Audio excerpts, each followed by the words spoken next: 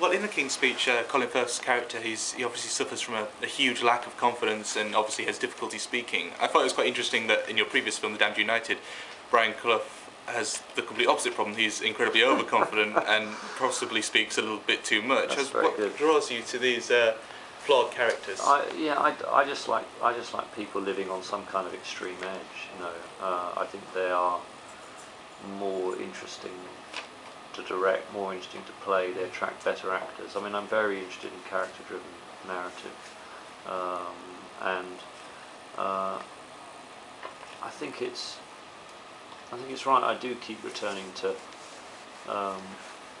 people battling with flaws. I think it's because in the end I'm more, you know, the classic Hollywood drama is all about externalized good and evil. So, you know, it's a person who represents good versus a person who represents evil. So it's the Darth Vader, Star Wars, you know, filmmaking of my childhood, which I loved as a consumer, as an audience member. But I'm most interested in those stories where there aren't necessarily any bad guys, and the conflict is internal to a character as opposed to external because there's a Dark Lord trying to take over the world. And if you think about Damned United, even Leeds United, I mean,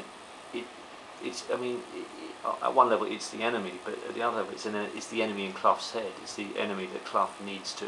It's the necessary invention that Clough needs to sort of make in order to spur him in his, you know, to spur his ambition and to drive him on.